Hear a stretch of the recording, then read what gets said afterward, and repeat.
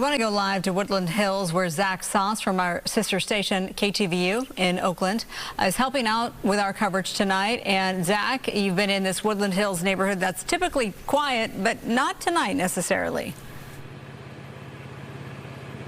Yeah, far from quiet. You know, this afternoon already starting off incredibly tense for this neighborhood. We're about 5 miles as the crow flies from the Kenneth Fire. So people here were already on standby, ready to leave their homes. And then things got even more frightening for these neighbors. Around 4:30 this afternoon, we're along the intersection of Arcos and Glendo. Around 4:30 in the afternoon here, neighbors say they saw a man on a bicycle with a blowtorch. He was driving up and down the blocks with this blowtorch, apparently trying to light trash cans with tree debris on fire. At one point, trying to light a old Christmas tree, a dead Christmas tree, on fire.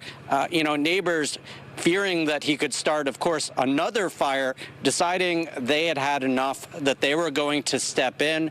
They followed this gentleman up the block, and that is where two neighbors finally decided to detain him. They had zip ties, and thankfully they were able to hold on to this person.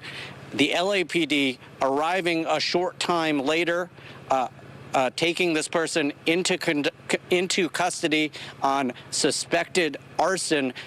Now, I can tell you that through a police source, we have learned that this person is believed to have been tied to the Kenneth Fire. We are blurring out their face. You're looking at this video of him being detained. We are blurring out his face because police have not officially come out and said that he is connected to the Kenneth Fire, but this is what a police source is saying. Neighbors now here being credited with potentially stopping another wildfire from starting. Take a listen. I just heard a lot of disturbance outside, and I heard someone in the front yard and someone else yelling over there, and there was a lot of yelling back and forth, and I didn't really know what was happening. So looked outside, and there was a gentleman with a blowtorch, like a propane blowtorch, like not a little one, like a full size, like commercial size blowtorch.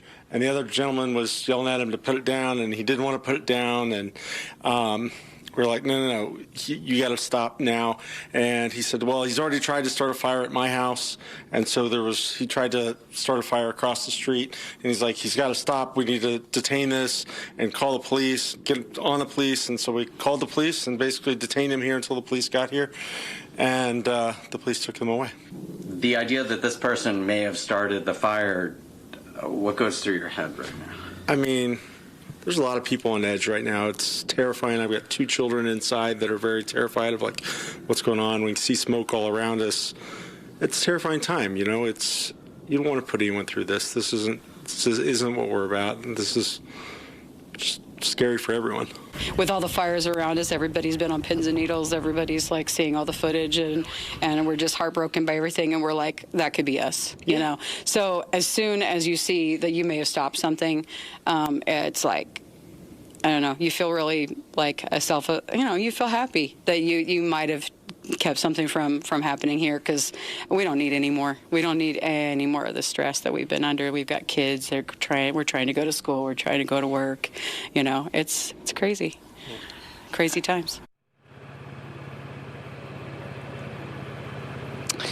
Yeah, a crazy time indeed. Just really a frightening situation here, particularly when you look at some of the tree debris outside of some of these homes, some of the dry brush here, some of the dry leaves on these trees. You know, it really possibly might have not taken very much for this whole area to go up. Back to you.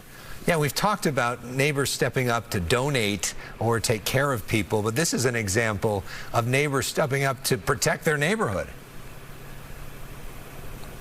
Yeah, it really is. Really remarkable. And, you know, the neighbors talked about, you know, not just wanting to help one another, but I mean, this is a situation where this is a neighborhood with a lot of families. Their kids were already terribly frightened about watching all of the fires go up in LA, the parents telling them, you know, we might have to leave at any moment. So this was not a situation where anyone in this neighborhood was willing to take any chances.